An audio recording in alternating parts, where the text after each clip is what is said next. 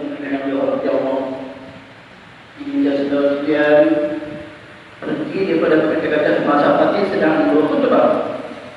Kerana menurutkan hadis Nabi Muhammad SAW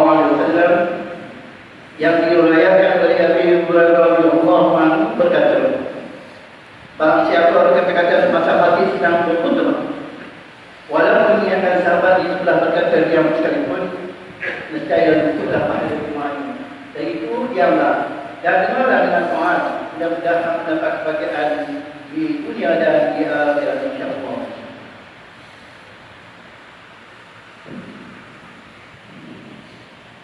Alhamdulillahil qail ya ayyuhalladzina amanu qu anfusakum wa ahlikum nara wa quduha an-nas wal hijaratu 'alayha malaikatun ghiladun shidadun la ya'suna Allah ma amarahum wa yaf'aluna ma yu'marun.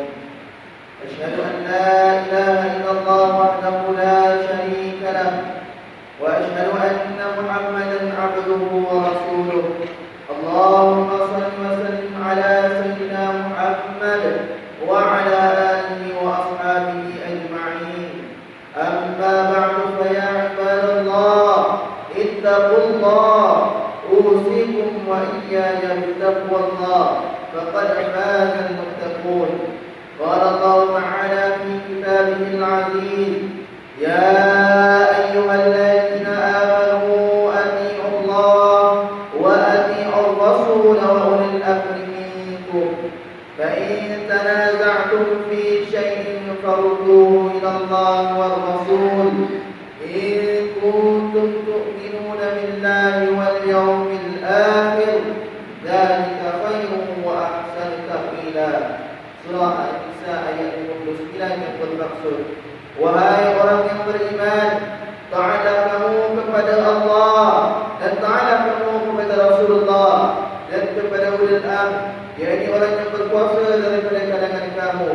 Kemudian jika kamu berbantah-bantah, yang ini berselisihan dalam sesuatu perkara, maka hendaklah kamu mengembalikannya kepada kitab Allah, yakni Al-Quran dan As-Sunnah Rasulnya.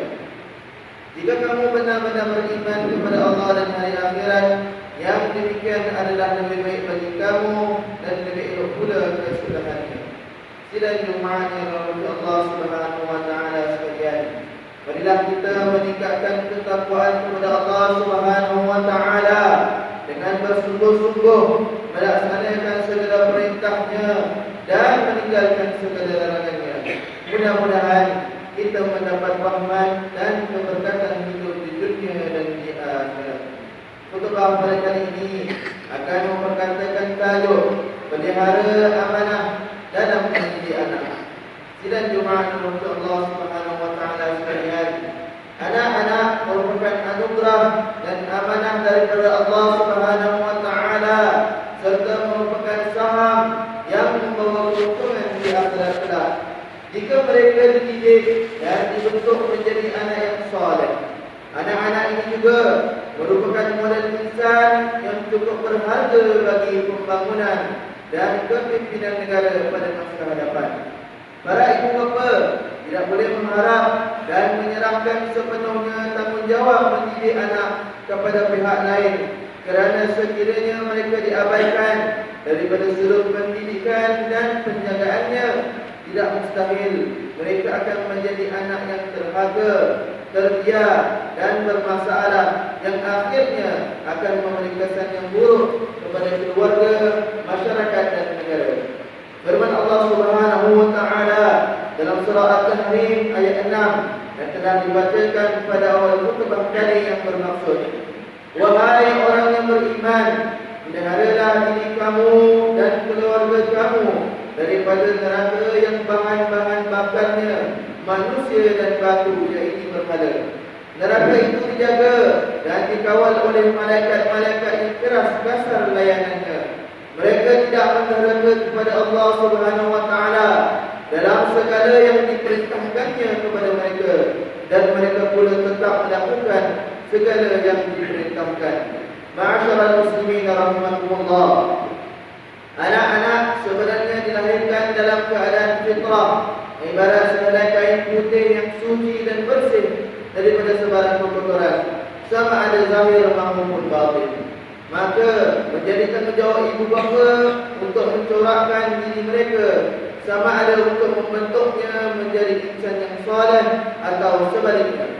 Sekiranya kedua-dua ibu bapa dapat membentuk anaknya menjadi anak yang soleh, maka kedua-dua ibu bapa akan memperoleh pahala yang berterusan apabila telah meninggal dunia. Hal ini selaras dengan hadis yang diriwayatkan oleh Al-Imam Muslim daripada Abu Hurairah radhiyallahu anhu bahwasanya Rasulullah sallallahu alaihi wasallam bersabda yang bermaksud, apabila mati seorang anak Adam, maka terputuslah segala amalannya kecuali 3 perkara: sedekah jariah, ilmu yang bermanfaat, dan anak yang soleh yang mendoakannya. Sidang jemaah yang Allah Subhanahu wa taala sekalian, oleh itu dalam membina perilaku anak-anak, penjagaan anak yang ini hendaklah dimulakan sejak dalam kandungan lagi dan diikuti pendidikan serta bimbingan dimulakan setelah anak itu lahir. Para ibu bapa perlu memelihara anak-anak tersebut dengan penuh kasih sayang dan sentiasa mengambil berat tentang perkembangan pembesarannya. Apabila anak sudah mencapai umur 7 tahun, para ibu bapa hendaklah mendidik mereka dengan menyuruh mereka mendirikan solat bagi menanam keimanan, akidah dan akhlak di dalam diri mereka. Para ibu bapa juga perlu sentiasa memberi tunjuk ajar dan contoh yang baik dalam membentuk kepribadian anak-anak. Dalam sebuah hadis yang diriwayatkan oleh Al-Imam Abu Dawud daripada Umar bin Shu'aib radhiyallahu anhu bahwasanya baginda Rasulullah sallallahu alaihi wasallam bersabda yang bermaksud, perintahkanlah anak-anak kamu untuk melaksanakan solat apabila sudah mencapai umur 7 tahun. Apabila sudah mencapai umur 10 tahun, maka pukullah dia apabila tidak melaksanakannya, serta pisahkan tempat tidur mereka. Seterusnya, apabila anak telah meningkat remaja, para ibu bapa hendaklah mendidik mereka dengan cara bersahabat, berkongsi pandangan dan memberi tanggungjawab untuk mereka menguruskan kehidupan mereka. Ibu bapa hendaklah sentiasa berhubung dan menjelaskan kepada anak-anak berkenaan peraturan, batasan, sempadan, adab sopan dan tingkah laku yang baik, di samping sentiasa memberi sokongan, gadakan, perhatian serta mempamerkan kasih sayang yang seimbang buat anak-anak. Ibu bapa juga perlu sentiasa memantau pergaulan anak-anak, terutama dengan rakan-rakannya, bagi memastikan mereka dapat didamping dengan rakan-rakan yang boleh membawa mereka ke arah kebaikan. Selain itu, ibu bapa perlu menggalakkan mereka melibatkan diri dengan kegiatan-kegiatan yang boleh membentuk kerohanian dan jati diri, seperti solat berjemaah di masjid, melibatkan diri dalam kegiatan kesukarelawan, kesukanan dan sebagainya. Ibu bapa juga perlu memastikan anak-anak menghindarkan diri daripada gejala yang tidak sehat, seperti pergaulan bebas, melepak, berharam, basikal lajak, buli menghisapkan, menagih dadah dan sebagainya. Firman Allah Subhanahu wa taala dalam surah Luqman ayat 17 yang bermaksud, wahai anak kesayanganku, dirikanlah sembahyang dan suruhlah berbuat kebaikan, serta laranglah daripada melakukan perbuatan yang mungkar dan bersabarlah atas segala bala bencana yang menimpamu. Sesungguhnya yang demikian itu adalah dari perkara-perkara yang dikehendaki diambil berat melakukannya. Sidang jemaah yang Allah Subhanahu wa taala sekalian, sesungguhnya tanggungjawab para ibu bapa bukan hanya sekadar memastikan anak-anak hidup selesa pada masa akan datang, akan tetapi para ibu bapa juga perlu bertanggungjawab memastikan agar anak mereka mempunyai keimanan yang teguh dan jati diri yang kuat. Oleh itu, pendidikan agama amat penting untuk menyemai akhlak dan budi pekerti yang mulia. Kerana dengan pendidikan agama ini, nilai keimanan mereka akan sentiasa terpelihara dan akan membantu mereka mengelakkan diri daripada terjebak ke dalam perbuatan yang tidak sihat. Tanpa pendidikan agama ini, anak-anak akan mudah terpengaruh dengan pelbagai pemikiran dan budaya yang tidak sehat, sehingga kan ada sebahagian daripada mereka sanggup menggadaikan kehidupan dengan melakukan perkara-perkara yang boleh mencemarkan maruah keluarga. Sebagai rumusan bagi akhir khutbah pada kali ini, saya ingin mengingatkan para ibu bapa sekalian, biarlah mereka menangis atas ketegasan kita mendidik mereka, dan jangan kita menangis di kemudian hari akibat kerosakan akhlak mereka. Oleh itu, marilah kita bersama-sama mendidik dan memelihara anak-anak yang diamanahkan oleh Allah Subhanahu wa taala dengan sebaik mungkin. Didik dan bimbinglah mereka dengan kehidupan beragama agar mereka dapat memberi manfaat kepada keluarga, masyarakat dan negara. Ingatlah bahawa anugerah ini merupakan sebahagian daripada amalan Allah Subhanahu wa taala yang akan dipersoalkan di akhirat kelak. Firman Allah Subhanahu wa taala dalam surah Al-Anfal ayat 28, "Wa'lamu annama amwalukum wa auladukum fitnah wa anna Allaha 'indahu ajrun 'azim." Yang bermaksud, dan ketahuilah bahawa harta benda kamu dan anak-anak kamu itu hanyalah menjadi ujian, dan sesungguhnya di sisi Allah jualah pahala yang besar. Barakallahu li wa lakum bil Qur'anil 'azim wa nafa'ani wa iyyakum bima fihi min al-ayati wa dzikril hakim. Taqabbal minni wa minkum tilawatahu innahu huwas samiul 'alim. Aqulu qawli hadha wa astaghfirullahal 'azim li wa lakum wa lisa'iril muslimina wal muslimat wal mu'minina wal mu'minat. Nastaghfiruhu fa ya fawzal mustaghfirin wa ya najatan daimin. Amin.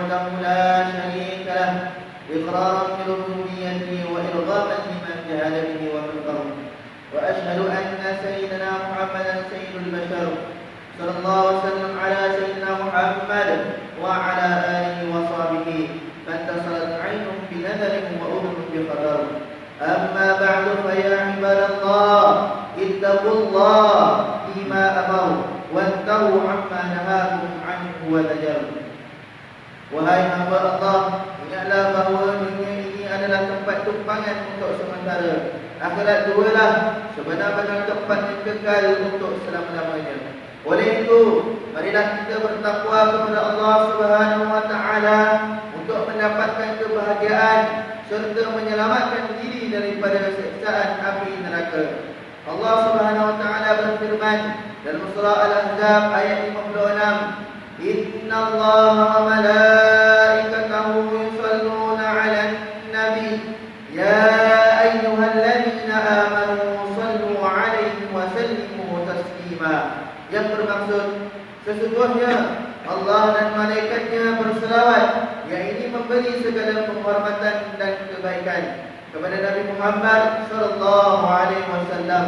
Wahai orang yang beriman, berselawatlah kamu kepadanya serta ucapkanlah salam sejahtera dengan penghormatan yang sepenuhnya. Allahumma salli wa sallim ala sayyidina Muhammad وعلى آل سيدنا ومولانا محمد. Marilah kita bermohon kepada Allah Subhanahu wa taala semoga Allah meridai khalifah Rasulullah sallallahu alaihi wasallam, yaitu Sayyidina Abu Bakr As-Siddiq radhiyallahu anhu, Sayyidina Umar ibn Khattab radhiyallahu anhu, Sayyidina Utsman ibn Affan radhiyallahu anhu, dan Sayyidina Ali ibn Abi Thalib radhiyallahu anhu, dan sahabat-sahabat baginda yang sama-sama berjuang menegakkan agama Allah yang maha suci ini radhiyallahu anhu.